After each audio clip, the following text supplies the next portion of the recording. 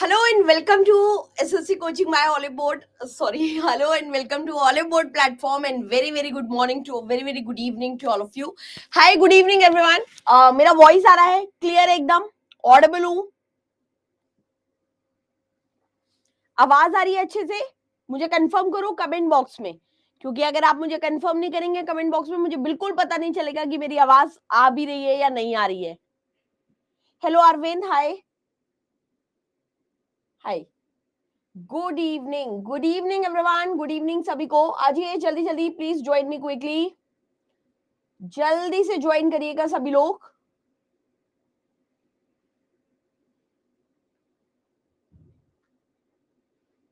Audible ना. Okay okay चलिए तो हम स्टार्ट कर रहे हैं आज से अपना जर्नल साइंस वाला पूरा सेगमेंट और उसी से रिलेटेड चीजों को हम डिस्कस भी करेंगे. देखो यार कभी भी साइंस को बहुत इजी मत लेना. साइंस का कुछ भरोसा नहीं कब किस पेपर में कितना वेटेज के साथ साइंस आ जाए यू नेवर नो. तो साइंस को लाइटली नहीं लेना. मुझे बस इतना पता है कि यार इसको जितना ज्यादा अच्छे से कवर करोगे उतना बेहतर रहेगा क्योंकि इसके भी अपने स्टैटिक पॉइंट बहुत बन जाते हैं. ठीक है. Hi good evening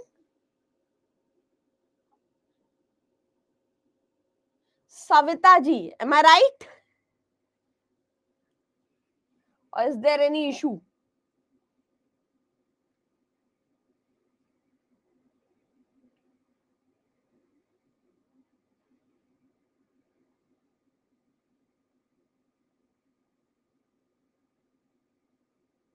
any issues. Good evening hi. चलिए ओके तो स्टार्ट करते हैं अपने सेशन को. तो देखो साइंस में यार मैं बस इतना ही कहूंगी ओके कि आपको जो भी कॉन्सेप्ट कवर कराया जाए वो कॉन्सेप्ट आपको पढ़ना है. ठीक है. तीन ही चीज करनी होती है पूरे सब्जेक्ट को कैटर करने के लिए. तो सबसे पहले तो आपका एक हो गया कॉन्सेप्ट वाला पार्ट कि आपको कॉन्सेप्ट पढ़ना ही पढ़ना है. ठीक है. कॉन्सेप्ट के बाद हम लोग क्वेश्चंस अटेम्प्ट करेंगे. कभी कभी ऐसा होता है कि यार टॉपिक बहुत लेंदी हो गया है ना तो हो सकता है मैं क्वेश्चन ना करा पाऊं आपको तो फिर मैं पीडीएफ में ऐड करूंगी. फिर आपकी जिम्मेदारी बनेगी कि भैया क्लास जब खत्म हो जाएगी तो अगले दिन तक की क्लास का आपके पास 24 घंटे का टाइम रहेगा. आपकी जिम्मेदारी है पीडीएफ आप निकाल लेंगे और अपने क्वेश्चन अटेम्प्ट कर लेंगे. टाइम होगा तो फिर मैं कराऊंगी. पर कभी कभी क्या होता है साइंस के टॉपिक इतने लेंदी हो जाते हैं आप लोगों के डाउट्स कभी कभी इतने हो जाते हैं कि टाइम ही नहीं मिल पाता. ठीक है. फिर उसके बाद क्राइटेरिया रहेगा वीकली टेस्ट का. वीकली का मतलब यहाँ पे क्या आएगा कि आपका जैसे डाउट क्लियरिंग सेशन है तो डाउट क्लियरिंग सेशन में अगर आप लोगों के जैसे बहुत ज्यादा डाउट्स नहीं होते हैं ना तो मैं फिर क्या करती हूँ कि जो भी मैंने 4-5 दिन पढ़ाया है उसके सारे क्वेश्चन ले लेती हूँ और उठा करके वीकली डीसीएस करा देती हूँ. क्लियर है. ठीक है. और यार दूसरी सबसे इंपॉर्टेंट बात पता है क्या है. रिवीजन. अगर ये रख लिया ना आप लोगों ने तो भैया आधे से ज्यादा साइंस आपके हाथ में है. क्लियर है. समझ आया कॉन्सेप्ट. समझ में आई कहानी कि कैसे इस सब्जेक्ट को पकड़ के रखना है. चलिए तो अब हम स्टार्ट करते हैं. हमारा सबसे बेसिक टॉपिक है साइंस या हमारा सबसे बेसिक टॉपिक होगा आपका कोशिका या आप कहिए सेल. ठीक है. सेल के बारे में अगर मैं बात करती हूँ तो उससे पहले अगर आप इस क्लास को कभी भी इन फ्यूचर जैसे अगर रिकॉर्डेड में भी देख रहे हो तो रिकॉर्डेड में भी इस क्लास में आप अपने डाउट क्लियरिंग सेशन को मतलब डाउट्स को अपनी डाउट विंडो में एड ऑन कर सकते हैं. आप वहां पे भी अपने डाउट पुट कर सकते हो जब भी आप रिकॉर्डेड देख रहे हो. लाइव हो फिर तो मेरी जिम्मेदारी है. चलिए सबसे पहले हम बात करते हैं सेल की कोशिका की. तो भाई जो सेल वाला पार्ट है या जो आपके कोशिका का पार्ट है इसको जिसमें अपन अध्ययन करते हैं ना उसको क्या कहते हैं साइटोलॉजी कहते हैं. हमेशा याद रखना थ्रू आउट द चैप्टर बेटा कि साइटो का मतलब क्या. साइटो का मतलब होता है सेल. साइटो का मतलब क्या है सेल है. अब लॉजी लग जाए तो अध्ययन हो जाएगा. प्लाज्मा लग जाए तो लिक्विड हो जाएगा. क्लियर थी बात. यहाँ देखिए ये जो साइटोलॉजी है इस साइटोलॉजी के अंदर आप क्या पढ़ते हो बायो में कि भैया जो कोशिका है जो सेल है उसका स्ट्रक्चर कैसा है उसका आकार कैसा है काम क्या करती है आपके शरीर में एक सेल एक कोशिका का पूरा फंक्शन क्या होगा ये सारी चीजें अपन किसके अंडर में पढ़ते हैं, साइटोलॉजी के अंडर में पढ़ते हैं। तो एक आपका स्टैटिक का क्वेश्चन यहां पर क्रिएट हो गया, cytology is the study of dash dash dash dash. Clear है, समझ आया? अब अगर मैं बात करूं कि सेल क्या है, कोशिका क्या है, तो यहां पर आप ऐसे देखो कि सेल जो होता है ना, ये फंडामेंटल यूनिट ऑफ लाइफ है। मान लीजिए कोई भी ऑर्गेनिज्म, कोई भी जीवधारी ले लो, आप अपने आप को ले लो, किसी डॉग को ले लो, किसी कैट को ले लो, प्रोटोजोआ ले लो, वायरस ले लो, कुछ भी ले लो, मान लीजिए वो आपके एक सिंगल यूनिट से मिलकर बन रहा है, ठीक है? तो ये आपका जो सिंगल यूनिट है, ये आपकी सेल है, ठीक है? जब ऐसी बहुत सारी सेल्स को आप आपस में मिलाओगे, जब ऐसे बहुत सारी कोशिकाओं को आपस में मिलाओगे, तो आप इन्हें कहोगे टिश्यू, यानी कि ग्रुप ऑफ सेल, कोशिकाओं का समूह क्या कहलाया, टिश्यू कहलाया। जब आपके ऐसे टिश्यू आपस में, बहुत सारे टिश्यू जब आपके आपस में इस तरीके से मिल जाएंगे या इस तरीके से एड ऑन हो जाएंगे, है ना, तब आप क्या बना लोगे, तब आप बना लोगे कोई भी एक ऑर्गन या कोई भी एक अंग। ऐसे बहुत सारे ऑर्गन्स को बेटा आपस में मिलाओगे, मिलाते रहोगे, बनाते रहोगे, मिलाते रहोगे, बनाते रहोगे, तो आप क्या बना लोगे, एक पूरा सिस्टम। ऐसे बहुत सारे सिस्टम आप आपस में मिलाओगे तो क्या बना लोगे, बॉडी। यानी कि ये जो शरीर है, ये जो बॉडी है, इसकी सबसे बेसिक यूनिट क्या थी, सेल थी, कोशिका थी।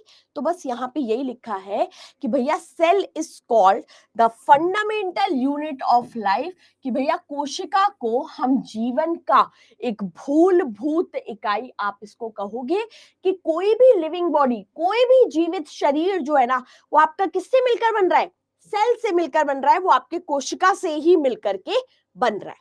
क्लियर है, बात समझ में आई थी? अभी आप ऐसे समझो कि आपको सेल के बारे में कुछ नहीं पता, ठीक है? एक टाइम पे साइंटिस्ट भी रहे होंगे जिन्हें सेल के बारे में कुछ नहीं पता था, कोई आइडिया नहीं था। धीरे धीरे हमें पता चला कि अच्छा सेल ये करती है, अच्छा सेल ये करती है, नहीं भैया सेल का ये भी काम है, नहीं भैया सेल का ये भी काम है। यानी कि अगर हम बात करें कि सेल की हिस्ट्री क्या है, क्या पूरा इतिहास रहा, कब खोज हुई, कैसे कैसे पता चला, क्या थी सारी चीजें, वो यहां से देखोगे। ईयर याद करना पड़ेगा, साइंटिस्ट याद करना पड़ेगा, ठीक है? दोनों चीजें याद करके चलनी पड़ेगी। यहां देखना, सबसे पहले जो कोशिका की खोज हुई थी, या सबसे पहले जो सेल को डिस्कवर किया था, वो किया था रॉबर्ट हुक ने, ठीक है? कब, 1665, 1665 में। क्या, तो कोशिका को डिस्क्राइब किया था, लेकिन किस चीज में, तो कॉर्क में एक्चुअली कोशिका को इन्होंने डिस्क्राइब किया था। क्लियर थी बात?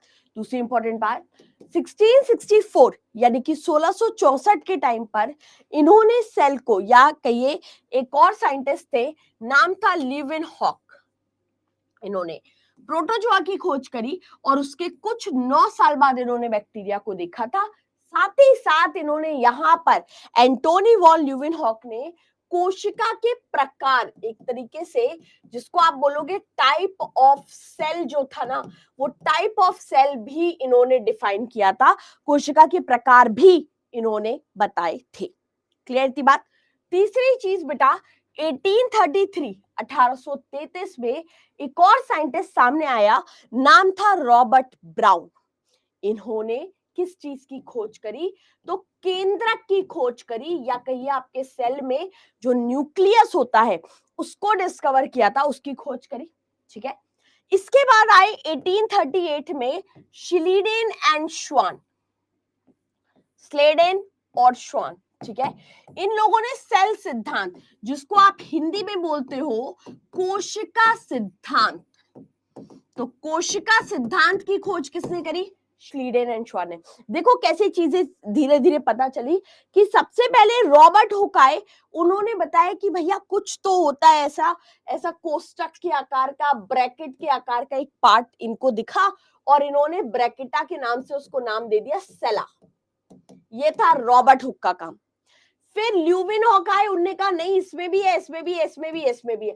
उनने क्या कर दिया, टाइप ऑफ सेल बता दिए, कोशिका के प्रकार बता दिए। फिर आए रॉबर्ट ब्राउन, उन्होंने क्या किया, उन्होंने कहा नहीं इसके बीच में ये जो कुछ है इसको केंद्रक कहते हैं, उन्होंने केंद्रक बता दिया। अभी तक भी अपन को ये नहीं पता था कि एक्चुअल बेटा ये सेल जो है ये काम क्या कर रही है आपके बॉडी में, आपके शरीर में ये क्या बेसिकली कर रही है, इसका रोल क्या है।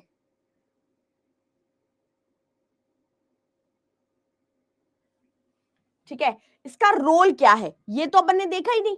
तो यहाँ पर एक साइंटिस्ट 38 के टाइम पे आए थे, 1838 के टाइम पे, और दोनों का नाम था श्लीडेन एंड शॉल। और इन लोगों ने ये जो कोशिका सिद्धांत था, सेल थ्योरी थी, ये सेल थ्योरी इन लोगों ने बताई थी। क्लियर है क्या, इतनी कहानी समझ में आई, कोई डाउट है यहाँ तक। यहाँ देखिएगा, हुक, ब्राउन, श्लीडेन, शॉल, करेक्ट है। अभी यहाँ देखना, इसके बाद ये जो आपके वो जो मैंने बताए थे ना कि सेल के प्रकार थे, सेल के टाइप उन्होंने डिस्कवर कर दिए थे। तो सेल को आप दो प्रकार से डिवाइड कर सकते हो। एक होता है आपका किंगडम, यानी कि जगत के आधार पर, और आपको पता होगा कि दो जगत है, एक है प्लांट किंगडम और एक होता है एनिमल किंगडम, यानी कि दो टाइप ऑफ सेल हो गया। एक हो गया आपको पादप कोशिका और एक हो गया आपका जंतु कोशिका। भाई पौधों में पाया जाने वाला जो सेल है, वो पौधों में पाया जाने वाला सेल कौन सा हो जाएगा, प्लांट सेल हो जाएगा। और जानवरों में, मनुष्यों में, इंसानों में पाया जाने वाला जो सेल है वो कौन सा हो जाएगा, एनिमल सेल हो जाएगा। क्लियर है। अब जो सेल में रॉबर्ट हुक ने न्यूक्लियस की खोज करी, तो सेल में जो रॉबर्ट हुक ने केंद्रक की खोज करी थी, उसके आधार पर, उसके बेसिस पर हमने सेल को फिर दो पार्ट में बांटा। एक था यूकैरियोटिक सेल और एक था प्रोकैरियोटिक सेल। एक ऐसी कोशिका जिसमें प्रॉपर केंद्रक हो, यानी कि डेवलप्ड हो केंद्रक, डेवलप न्यूक्लियस हो, है ना, ऐसी कोशिका को हम लोग क्या कहते हैं, यूकैरियोटिक। क्लियर है। और ऐसी कोशिका, ऐसा सेल जिसमें जो केंद्रक है वो डेवलप ना हो, अविकसित हो, अनडेवलप्ड हो, तो ऐसी को हम लोग क्या कहते हैं, प्रोकैरियोटिक या प्रोकैरियोटिक के नाम से हम लोग इसको जानते हैं। क्लियर है क्या। अभी यहाँ पे कोई डाउट आ रहा है आपको।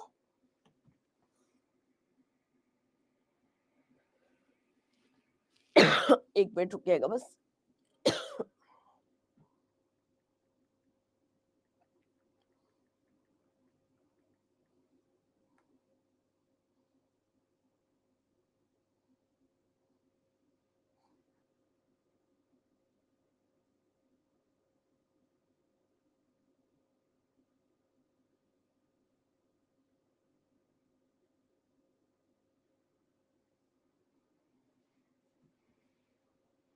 ठीक है, चलिए आगे बढ़े यहां तक। तो ये यूकैरियोटिक प्रोकैरियोटिक का कॉन्सेप्ट जरूर रखना है, ये बड़ा काम आएगा, ये आगे भी मतलब टकराएगा, ये वाला वर्ड पक्का टकराएगा। तो यूकैरियोटिक मतलब जिसमें केंद्रक कैसा होगा, विकसित होगा। विकसित केंद्रक क्या होता है ये अभी अपन आगे देखेंगे। और प्रोकैरियोटिक जिसमें केंद्रक आपका विकसित नहीं होगा, अनडेवलप्ड होगा, ये भी अपन आगे देखेंगे। आगे देखो ना, कैसा दिखता है प्रोकैरियोटिक यूकैरियोटिक सेल, कुछ ऐसा दिखता है। ये आपकी यूकैरियोटिक सेल है, प्रॉपर देखो केंद्रक दिख रहा होगा आपको ब्लू कलर का।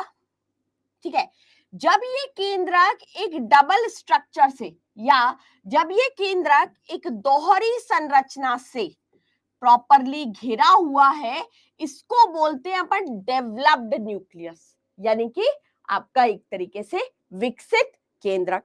और जब कोई केंद्रक, जब कोई न्यूक्लियस आपका बस ऐसे सेल में पड़ा है, कोई भी चीज इसको घेरे नहीं है, तो इसको हम लोग बोलते हैं क्या, प्रोकैरियोटिक सेल, या कहिए अविकसित केंद्रक, एक तरीके से आप इसको बोलोगे। समझ आया क्या। ठीक है, तो दोनों सेल आपको कुछ इस तरीके से दिखाई देती है। यहां तक किसी को कोई भी डाउट है तो प्लीज लेट मी नो। जल्दी से बताओ कोई भी डाउट है तो।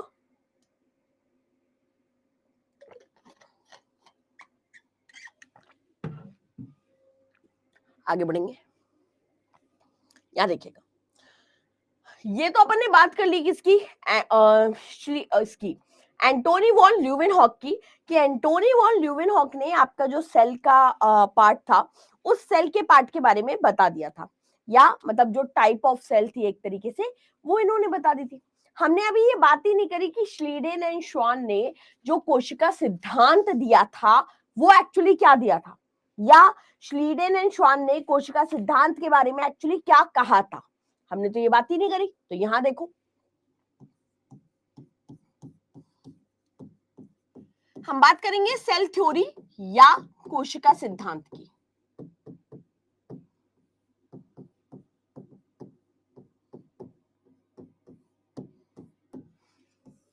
ठीक है, सेल थ्योरी या कोशिका सिद्धांत के द्वारा अपन को ये पता चला कि भैया अपनी बॉडी में ये जो सेल है, ये जो ब्रैकेट स्ट्रक्चर है, ये एक्चुअली कर क्या रहा है, इसका रोल क्या है बॉडी में। तो ये सब कुछ आपको कहां से पता चला, सेल थ्योरी से, या कहिए आपका जो कोशिका सिद्धांत है उससे मेजरली आपको पता चला। ठीक है, तो सबसे पहले इसमें यह कहा गया कि भैया जो भी ऑर्गेनिज्म है, जो भी ऑर्गेनिज्म है या जो भी आपका जीवधारी है, ज्यादा इंग्लिश हो जाए तो भी बता देना, ज्यादा हिंदी हो जाए तो भी बता देना, कोई भी जीवधारी, कोई भी जीव, कोई भी ऑर्गेनिज्म, उसका जो ओरिजिन है, यानी कि किसी भी जीव की जो उत्पत्ति है, वो उत्पत्ति किससे होगी, सेल से होगी, या कहिए कोशिका से होगी। मतलब कोई भी जीवधारी अगर बनना स्टार्ट होगा तो वो किससे बनेगा, हमेशा सेल से बनेगा। अब कोई भी जीवधारी, कोई भी जीव जो होगा, उसमें ये जो सेल है वो सिंगल भी हो सकती है, एकल भी हो सकती है, और मल्टी भी हो सकती है, यानी कि एक कोशिकीय भी हो सकते हैं और बहुकोशिकीय भी ये हो सकते हैं। ठीक है, तो इसे इंपॉर्टेंट बात कि जो भी सेल होगी, जो भी कोशिका होगी, वो हमेशा प्री एग्जिस्टिंग सेल से ही फॉर्म होगी, यानी कि जो पुरानी कोशिका है, कोई भी कोशिका हमेशा पुरानी कोशिका से ही नई कोशिका बनेगी।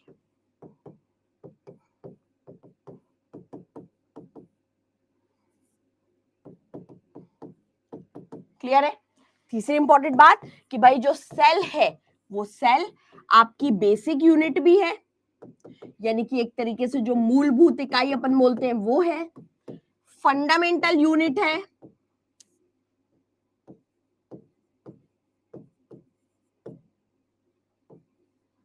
यानी कि मौलिक इकाई है, स्ट्रक्चरल यूनिट है, यानी कि संरचनात्मक इकाई भी है। क्लियर है, इतनी बात समझ में आ गई। अब यहाँ पे फॉर एग्जाम्पल आपको ये वर्ड मैं समझा दे रही हूँ कैसे, कि फॉर एग्जाम्पल मान लीजिए ये आपका एक न्यूरॉन है,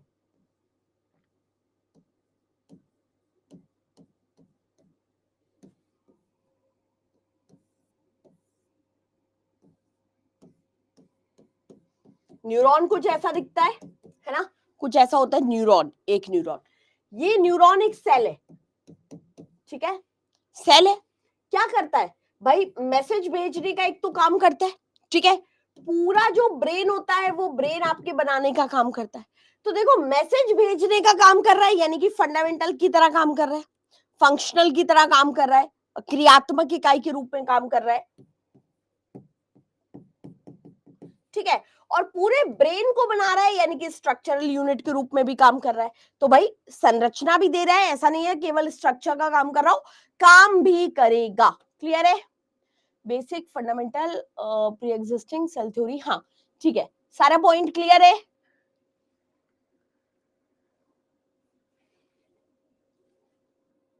मैसेंजर मतलब काम करना। और कोई डाउट?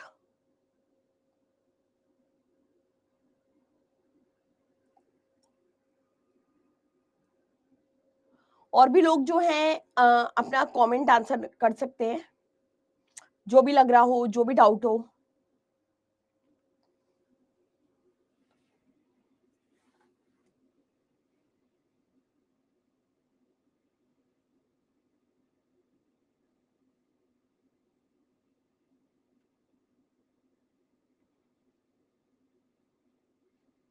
क्लियर है, ठीक है,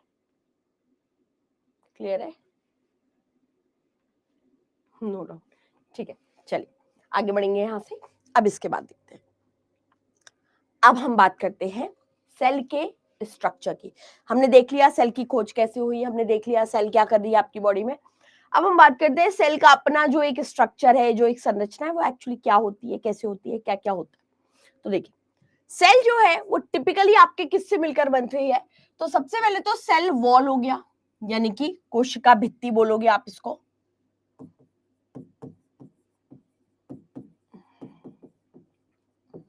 सेल वॉल बोल दीजिए, कोशिका भित्ति बोल दीजिए। सेल और प्लाज्मा, प्लाज्मा झिल्ली बोल सकते हो आप इसको, ठीक है। साइटोप्लाज्म, साइटोप्लाज्म यानी कि कोशिका द्रव्य बोलोगे आप। और न्यूक्लियस मतलब केंद्रक, न्यूक्लियोस यानी कि केंद्रिका, क्रोमोसोम यानी कि गुणसूत्र, ठीक है।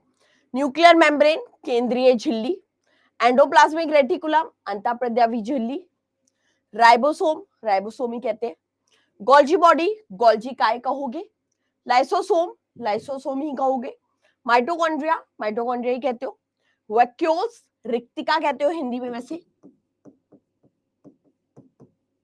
रसधानी, रिक्तिका, क्लोरोप्लास्ट, हरित लवक कहोगे, और mainly in case of plant.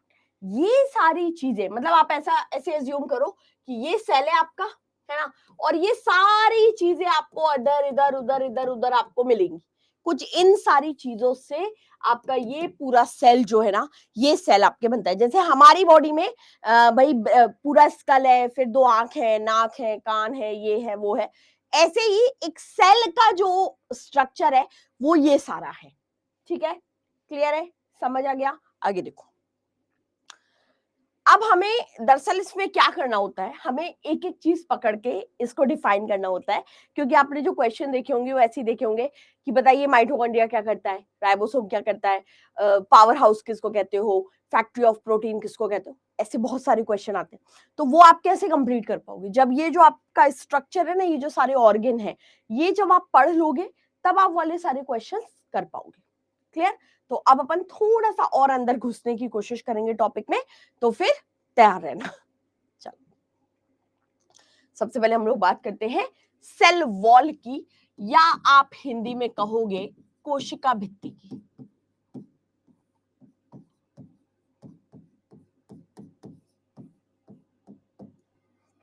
यहां देखिए, आप सेल वॉल कह लीजिए चाहे आप कोशिका भित्ति कह लीजिए, होता क्या है। तो सबसे पहले अपन एक प्रॉपर डायग्राम देखते हैं सेल का, क्योंकि जब तक वो नहीं देखोगे आपको समझ ही नहीं आएगा। ये एक बेसिक डायग्राम है, ठीक है, अभी इसके अंदर नहीं घुस रहे अपन, ये एक बेसिक डायग्राम है। तो ये आप जो देख रहे हो ना आउटर वाला पार्ट,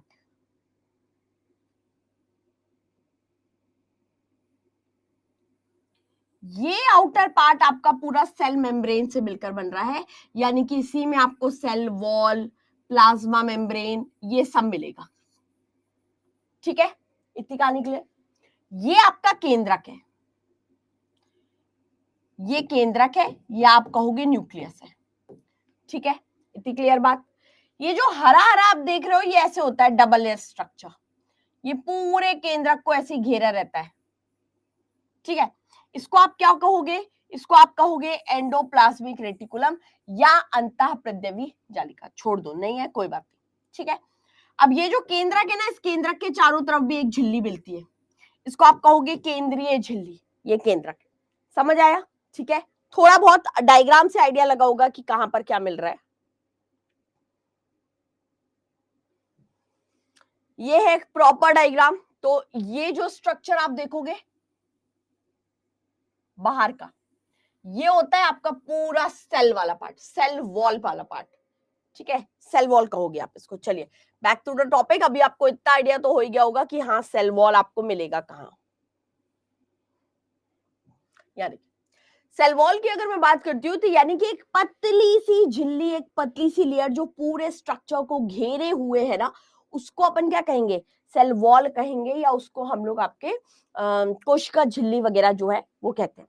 अब यहाँ पर बस इतना ही सा कैच है यार, कि जो सेल वॉल होता है ना, अगर कोशिका भित्ति अगर मैंने नाम लिया है या सेल वॉल अगर मैंने नाम दिया है, तो भाई ये आपको हमेशा प्लांट्स में मिलेगा, है ना। हमेशा पौधों की जो आउटर लेयर होती है ना, उस पौधों की आउटर लेयर को आप क्या कहते हो, सेल वॉल कहते हो, या आप इसको कोशिका भित्ति कहोगे। क्लियर है क्या। ये वाली बात समझ में आई? हाँ या ना, जल्दी से बता देना मुझे, उसी के हिसाब से बात करेंगे अपन। मतलब आप ऐसा कहिए कि कोशिका भित्ति या सेल वॉल आपको केवल पौधों या पादप कोशिका में मिलेगी, एनिमल सेल में नहीं मिलेगा। आप इसको यहाँ पे प्लांट सेल भी कर सकते हो कि available only in plant cell, केवल आपको पादप कोशिका में ही ये मिलती है। आप इसको ऐसा कहिए कि एनिमल टिश्यू में एब्सेंट होती है या आपकी जीव कोशिकाओं में जो है ना वो आपके अनुपस्थित होती है। क्लियर है क्या? बात समझ में आई? अब दूसरा क्वेश्चन ये बनता है कि भाई ये जो सेल वॉल है ये बनती किसकी है, होता क्या है इसके अंदर?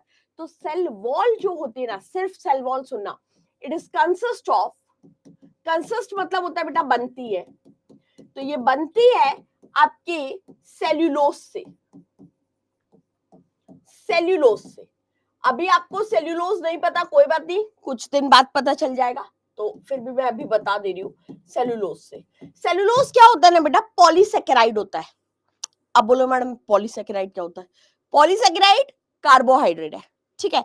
मतलब सेल्यूलोज एक तरीके से क्या है, कार्बोहाइड्रेट होता है, और इसीलिए ये थोड़ा सा हाई लेवल का कार्बोहाइड्रेट है, और यही रीजन है कि आपको पौधों में मिलता है।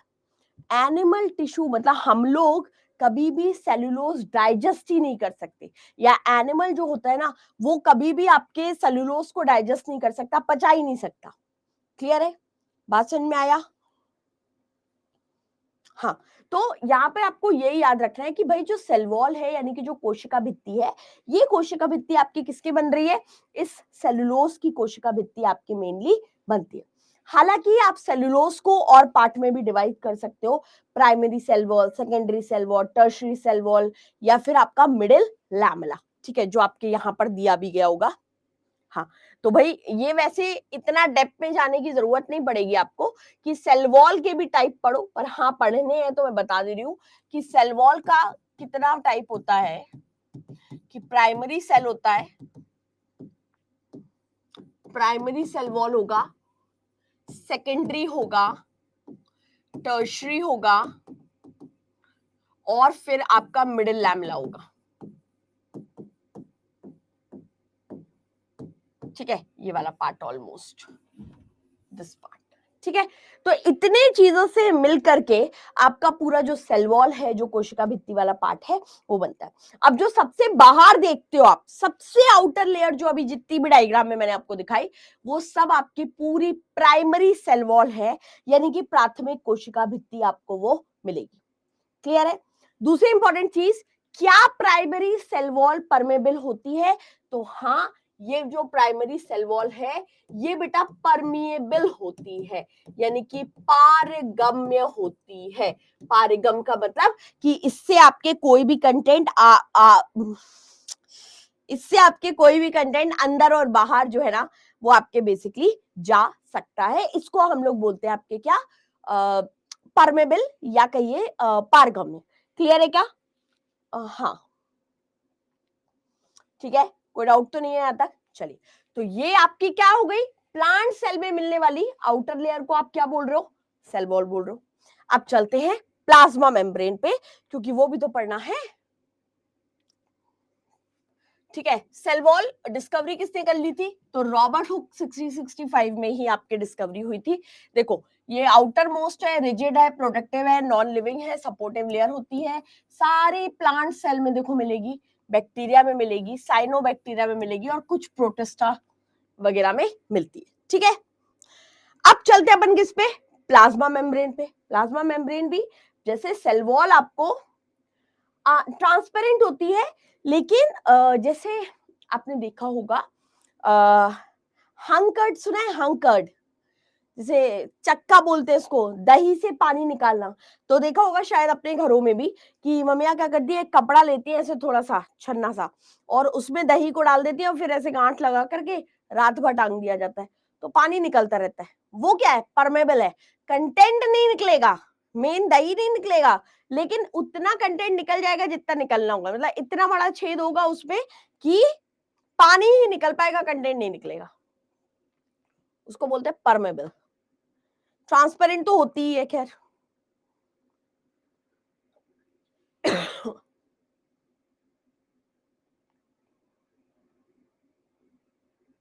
ठीक है, अब यहां देखो, अब हम बात करते हैं प्लाज्मा मेम्ब्रेन पे। आप इसको हिंदी में क्या बोलोगे? आप इसे हिंदी में बोलोगे प्लाज्मा झिल्ली।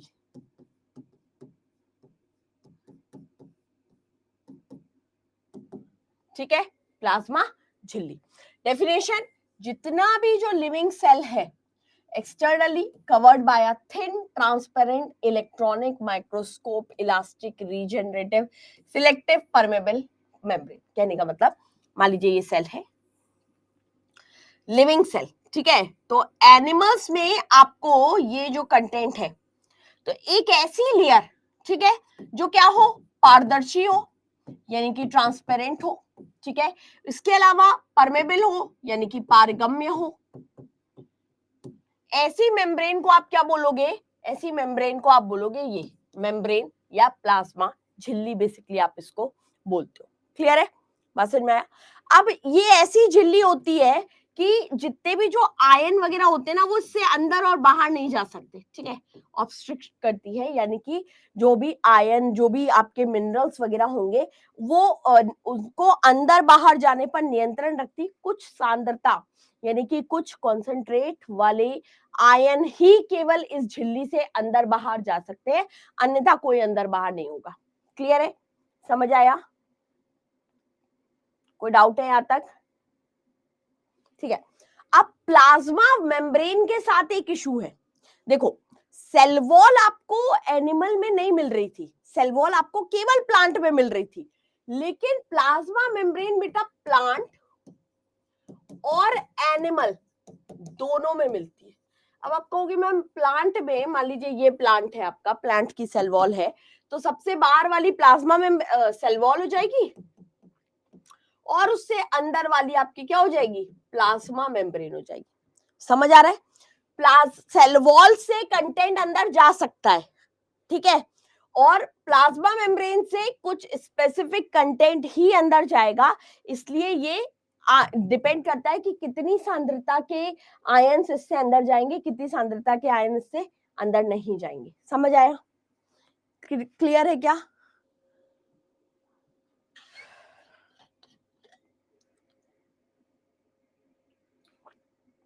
यहां तक कोई डाउट है तो बताइए। हाँ,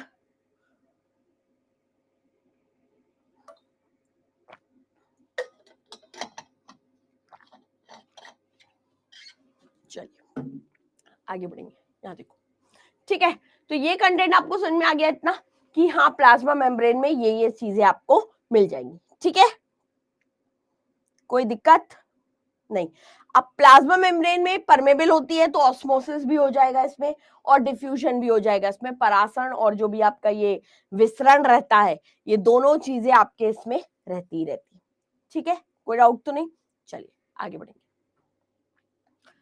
ये आपका पूरा पार्ट है, हिंदी में भी लिखा है, इंग्लिश में भी लिखा है, दोनों हिसाब से पढ़ लेना जो जिसमें कंफर्टेबल हो तुम लोग। कुछ ऐसा स्ट्रक्चर होता है प्लाज्मा मेम्ब्रेन का, ठीक है, ऐसे रहता है। हाँ, अरे बड़ी इंपॉर्टेंट चीज भूल गया यार, सुनना है। जैसे मैंने आपको बताया था ना कि सेल वॉल किससे बन रही थी? सेलुलोज से। प्लाज्मा मेम्ब्रेन बेटा किससे कंसिस्ट होती है? तो प्लाज्मा मेम्ब्रेन आपके कंसिस्ट होती है फॉस्फोलिपिड से।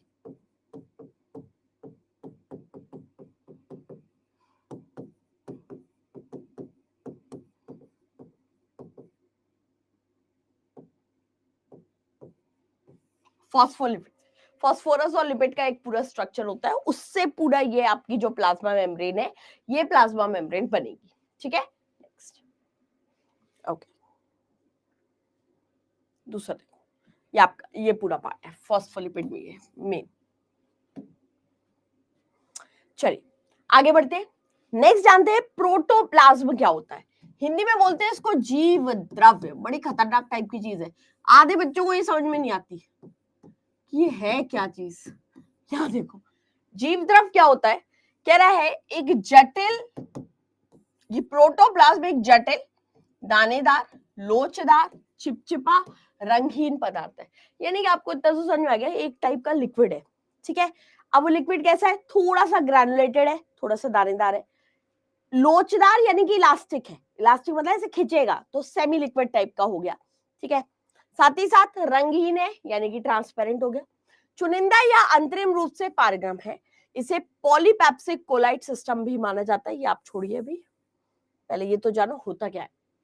अभी यहाँ देखो, अब आपका ये जो जीव द्रम वाला पार्ट है, तो बेसिकली आप ऐसा कहिए कि कोशिका के अंदर जो भी पूरा पदार्थ है, ठीक है, कोशिका के अंदर यानी कि सेल के अंदर जो लिक्विड है या जो भी पदार्थ है, वो पूरा संपूर्ण पदार्थ बोलो, बल्कि आप जो भी संपूर्ण पदार्थ है, वो पूरा संपूर्ण पदार्थ क्या है? प्रोटोप्लाज्म है, या कहिए आपका जीव द्रव है। ठीक है, इसको टाइटल दिया जाता है कि जीव द्रव को जीवन का भौतिक आधार, फिजिकल बेस मानते हैं। It is a physical base of life,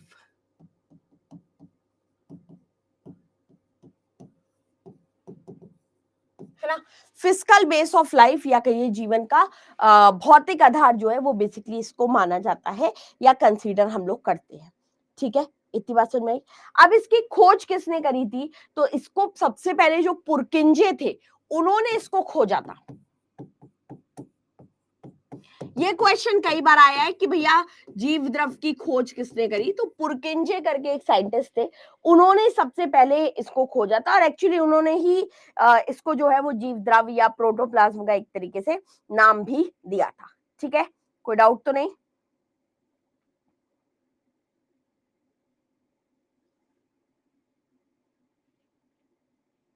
ठीक है, अब जैसे ये जो आपका जीव द्रव था, ये क्या कह रहा है कि भैया एक लिक्विड है, तरल पदार्थ है। तो कई बार क्वेश्चन आए, बताइए सेल में, कोशिका में ब्राउनियन मूवमेंट कहां हो सकता है या कहां पॉसिबल है? तो जीव द्रव में, है ना। ये जो जीव द्रव है, इसमें जो कण है, ये लिखा था ना दानेदार, ये तो दानेदार के वजह से, मॉलिक्यूल्स होने की वजह से इसमें ब्राउनी गति होती है। अब ब्राउनी गति क्या होता है? यानी कि मॉलिक्यूल्स का जो जिगजैग मोशन होता है ना, वो जिगजैग मोशन ही आपके ब्राउनियन मूवमेंट कहलाता है। उसको हम बेसिकली क्या कहेंगे? ब्राउनियन मूवमेंट कहते हैं। तो इसका सीधा सिंपल क्वेश्चन यही है कि बताइए सेल के किस भाग में आपके ब्राउनियन मूवमेंट होता है या ब्राउनियन मूवमेंट हुआ है? तो भाई आपके जीव द्रव में, प्रोटोप्लाज्म जो है, उसमें आपके ब्राउनियन मूवमेंट पॉसिबल है या हुआ है। क्लियर है? बात समझ में आ गया?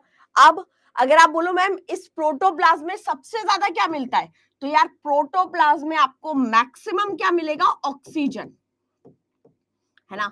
सबसे ज्यादा आपको इसमें ऑक्सीजन मॉलिक्यूल मिलते हैं, तो सबसे ज्यादा आपको इसमें ऑक्सीजन के ही कण एक तरीके से मिलेंगे या पाए जाएंगे।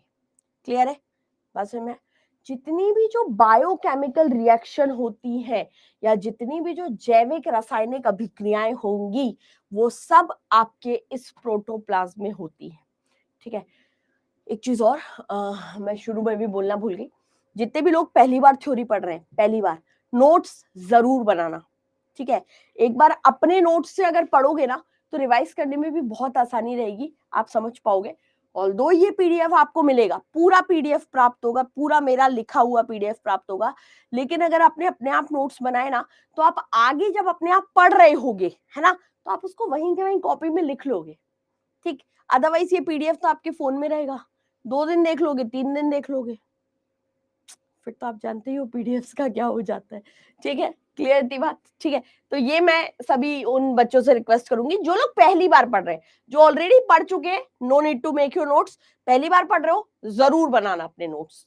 ठीक है, क्लियर है? चलिए आगे बढ़ेंगे हम लोग। तो ये आपने देख लिया। अब एक चीज और जानते हैं, एक होता है बेटा साइटोप्लाज्म, हिंदी में कहते हैं कोशिका द्रव।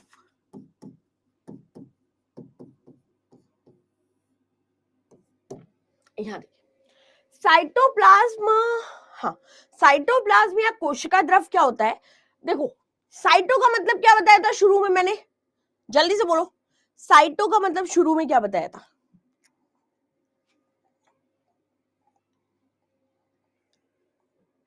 साइटो मतलब CYTO मतलब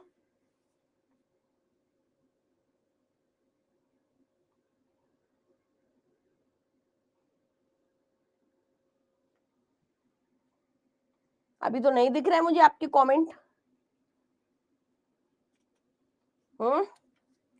साइटो का मतलब क्या बताया था, जल्दी बोलो, इतना टाइम लगाओगे क्या? सेल बताया था, वेरी गुड। इतना टाइम क्यों? साइटो का मतलब सेल, ये आ गया ना साइटो। प्लाज्म, प्लाज्म का मतलब लिक्विड, बड़ा सिंपल चीज है यार। सेल में पाया जाने वाला लिक्विड, कोशिका में पाया जाने वाला तरल द्रव, तरल द्रव क्या कहलाएगा? साइटोप्लाज्म कहलाएगा। आप इसको ऐसे भी कंसीडर कर सकते हो, देखो सीधी सी बात है कि मैं एक चार्ट बनाती हूँ, यहां नहीं, यहां, यहां प्रोटोप्लाज्म पड़ा था। जो आपका प्रोटोप्लाज्म होता है ना, दरअसल क्या है ना, protoplasm is a combination, combination of what? Combination of बेटा साइटोप्लाज्म एंड न्यूक्लियोप्लाज्म। या अगर मैं इसका चार्ट बनाऊं तो प्रोटोप्लाज्म के अंदर एक तो आ जाता है साइटोप्लाज्म और एक आ जाता है न्यूक्लियस। अब सुनना ध्यान से, अगर न्यूक्लियस आ रहा है, ठीक है, मतलब ये पूरा न्यूक्लियस आ रहा है, ये पूरा न्यूक्लियस आ रहा है, ठीक है, और इसी न्यूक्लियस में तरल द्रव है, इसी न्यूक्लियस में एक तरल द्रव है जिसको आप बोल रहे हो न्यूक्लियोप्लाज्म, ठीक है, केंद्रक द्रव। तो अगर मैंने ये लिख दिया यहाँ पे कि प्रोटोप्लाज्म आपके साइटोप्लाज्म और न्यूक्लियोप्लाज्म का मिक्सचर है, या फिर मैं ये लिखूं कि साइटोप्लाज्म और न्यूक्लियस दोनों को मिला के प्रोटोप्लाज्म बनता है, बात तो बराबर है ना भाई, क्योंकि यार न्यूक्लियस के अंदर ही तो न्यूक्लियोप्लाज्म आ रहा है। समझ पाए मेरा बात?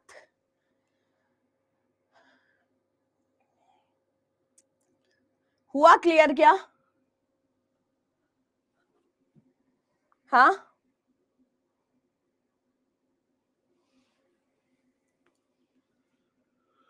बोलो जल्दी।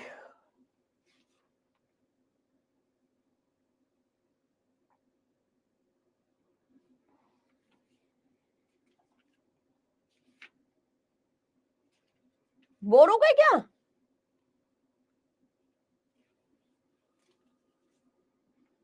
बोल क्यों नहीं रहे हो यार? बोर हो गए इस बात पे? हाँ बोला है तुमने, मैं समझ गई, चलो ठीक है, क्लियर है। अच्छा, ये साइटोप्लाज्म समझ में आया सबको? साइटोप्लाज्म क्या है, क्लियर हुआ क्या? कि कोशिका के अंदर, मान लो जैसे देखना, ये ऐसे भी समझ सकते हो आप, ये आपकी कोशिका, ठीक है, अब और ये न्यूक्लियस है, ये केंद्रक है, ठीक है। अब कोशिका में पाया जाने वाला लिक्विड, ये लिक्विड जो होगा, ये लिक्विड आपका क्या है, कोशिका में मिल रहा है, क्लियर है, ठीक है। तो ये और ये लिक्विड हरे कलर का, तो ये जो ग्रीन कलर का लिक्विड तुम देख रहे हो ना, ये बेटा न्यूक्लियोप्लाज्म है, ये केंद्रक द्रव है क्योंकि केंद्रक के अंदर है। और ये जो ब्लू ब्लू कलर का लिक्विड देख रहे हो, ये साइटोप्लाज्म है क्योंकि भैया ये कोशिका के अंदर है, ठीक है ना, समझ आ गया? चलो, अब ये जो साइटोप्लाज्म आप देख रहे हो, तो ध्यान से देखना कि यार इसी साइटोप्लाज्म में तो ये न्यूक्लियस पड़ा है, पड़ा है। इसी साइटोप्लाज्म में आपको यहां पर माइटोकॉन्ड्रिया मिल जाएगा, मिल जाएगा। इसी साइटोप्लाज्म में आपको राइबोसोम मिल जाएगा, इसी साइटोप्लाज्म में आपको गोल्जी बॉडी मिल जाएगा। यानी कि ये जो साइटोप्लाज्म है, इस साइटोप्लाज्म में ये क्या कंटेन करता है, तो this cytoplasm contain the cell organ. या आपसे क्वेश्चन पूछा जाए कि बताइए कोशिकांग, कोशिका अंग या cell organs found in which plasm, तो भैया आपको साइटोप्लाज्म में ही सारे कोशिका के अंग मिलते हैं या मिलेंगे। क्लियर हुआ? समझ आई कहानी? न्यूक्लियस, हाँ ये भी कह सकते हो, गुड, वेरी नाइस, ठीक है भाई, समझ में आ गया, चलो ठीक है, आगे बढ़ो। अब अपन जानते हैं मेन जो ऑर्गन्स, यहां से भी स्टार्ट हुआ, अभी तो अपन ने बात करी सिर्फ लिक्विड्स की और जो आउटर लेयर चल रही थी उसकी। हम सेल के अंदर डाइव मारते हैं और देखते हैं क्या है कहानी।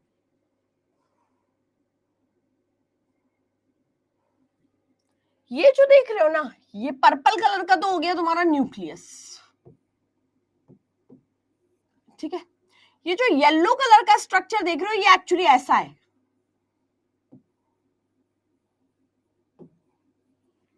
ठीक है। स्ट्रक्चर को खोल के दिखाएंगे,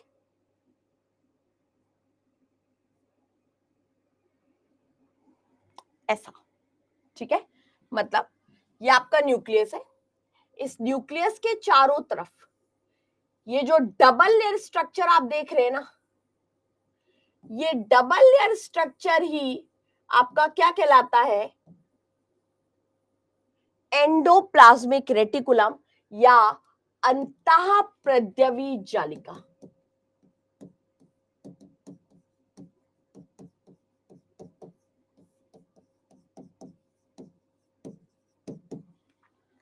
क्लियर हुआ, समझ आई बात, कोई डाउट है यहां तक? नहीं। अब इस स्ट्रक्चर को देख के समझो क्या है इसकी चीजें। सबसे पहले तो अगर मैं आपसे बोलूं कि भैया लोकेशन बताओ, तो तुम लोकेशन भी बहुत आराम से बता दोगे, क्योंकि यार ये तो है आपका न्यूक्लियस, ये तो है केंद्र। तो आपसे अगर मैं लोकेशन में पूछूं ना, तो आप बोलोगे मैम जो लोकेशन है वो आप बोल दोगे अराउंड द न्यूक्लियस, है ना, क्योंकि भाई केंद्रक के चारों तरफ जो आपको स्ट्रक्चर दिख रहा है वो आपका अंतःप्रद्रवी जालिका। दूसरी बात देखो, इसमें डॉट्स लगे हैं, लगे हैं। ये डॉट्स क्या वाला है, क्यों इसको ये ऐसे चकत्ते चकत्ते हो रहे हैं? तो कुछ नहीं है, ये है आपका राइबोसोम। क्या है ये है आपके बेटा राइबोसोम, ठीक है। अब ये जो राइबोसोम है ना, ये देखो कुछ में आपको रेड दिख रहा है, लेकिन यहाँ ऊपर देखो रेड नहीं दिख रहा है, डॉट्स नहीं लगे ना। मतलब कि एंडोप्लाज्मिक रेटिकुलम जो होती है ना, ये दो प्रकार की होती है। एक होती है रफ एंडोप्लाज्मिक रेटिकुलम, हिंदी में बोलते हैं खुरदुरी अंतःप्रद्रवी जालिका।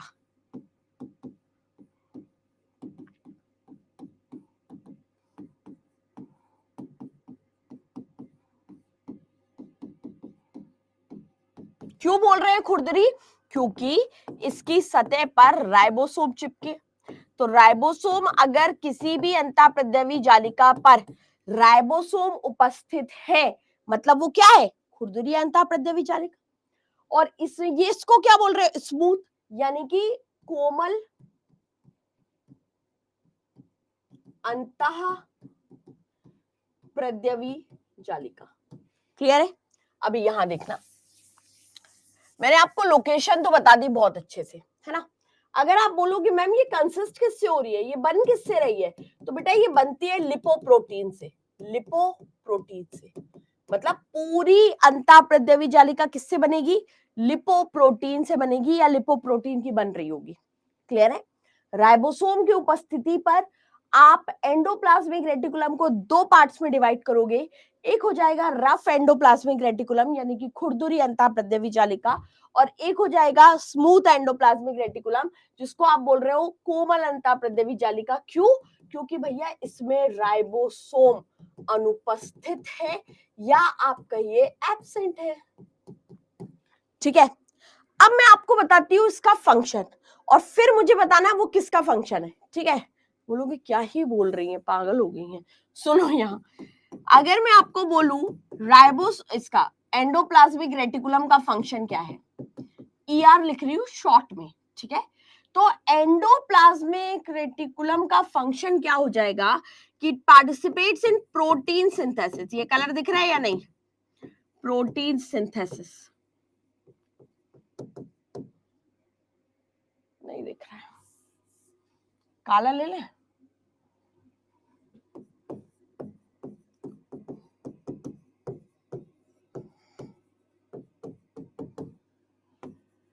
यानी कि ये क्या कर रहे हैं, ये प्रोटीन संश्लेषण का काम कर रहे हैं।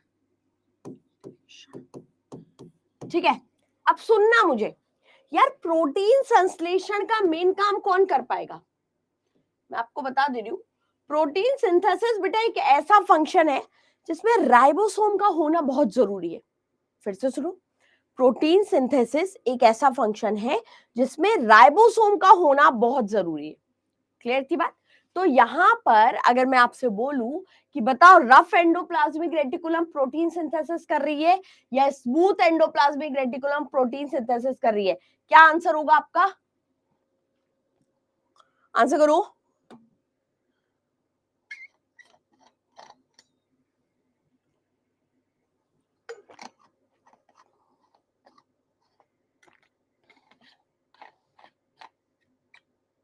हाँ यार, यार वेरी नाइस, सही है। तो मतलब यहाँ पे आप बोलोगे कि भैया प्रोटीन सिंथेसिस अगर रफ कर रही है तो यही इसका फंक्शन है, ठीक है। तो कोमल क्या करेगी? स्मूथ कुछ ना कुछ तो करेगी ना, ऐसे खाली पीली थोड़ी ना बेचारी रहेगी। तो यहां देखिएगा कोमल अंतःप्रद्रवी जालिका क्या करती है बेटा, इसका फंक्शन है it participates in lipid synthesis, ये आपके लिपिड संश्लेषण में भाग लेगी। तो इसके यहाँ पर दो क्वेश्चन बन जाएंगे सीधे सीधे से कि बताइए अंतःप्रद्रवी जालिका में कौन भाग ले रहा है, और सॉरी कोमल अंतःप्रद्रवी जालिका किस चीज का संश्लेषण कर रही है, और खुरदुरी अंतःप्रद्रवी जालिका आपके किस चीज का संश्लेषण करती है या कर रही है। क्लियर है क्या? समझ आई कहानी? कोई डाउट है यहां तक किसी को?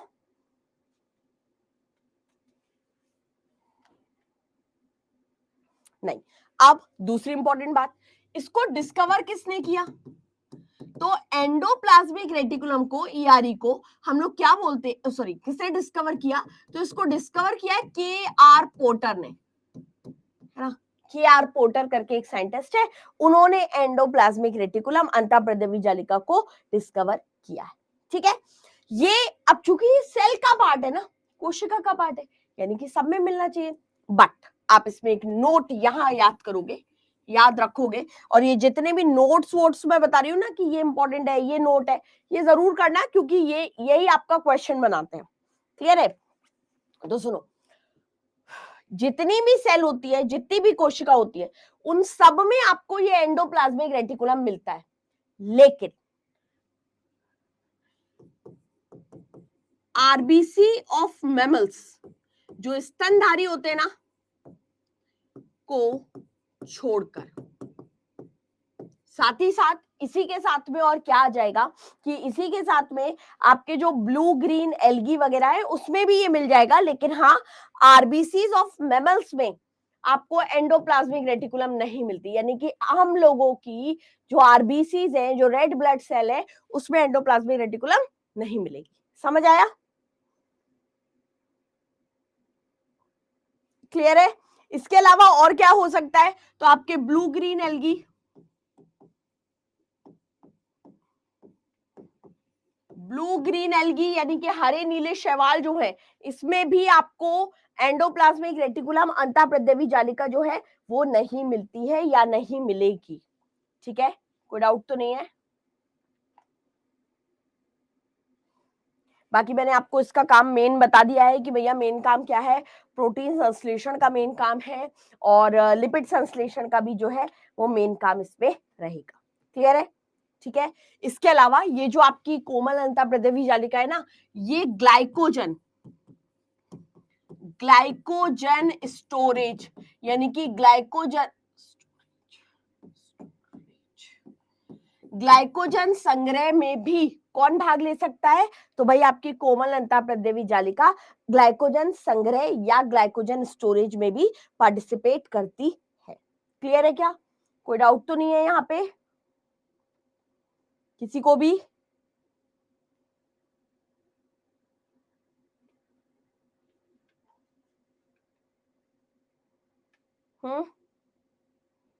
जल्दी बोलो। ठीक है, तो आज की क्लास को अपन यहीं तक रखते हैं।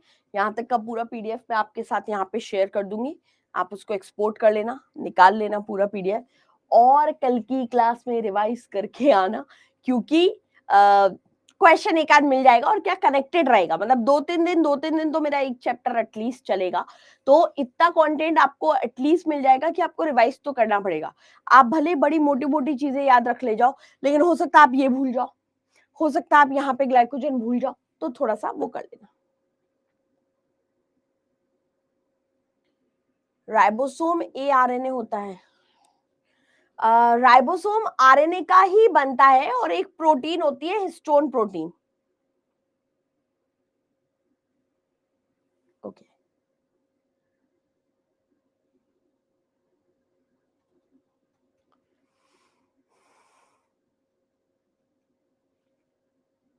चलिए, मिलते हैं हम आप लोगों से कल शाम को इसी टाइम पर। Till then thank you so much, ख्याल रखिए, प्रिपरेशन करिए, करते रहिए। Don't forget to give a feedback और इस क्लास का पीडीएफ आपको तुरंत मिल जाएगा। Thank you so much everyone, ख्याल रखिए, प्रिपरेशन करते रहिए, रिवीजन जरूर करना। Bye bye, thank you.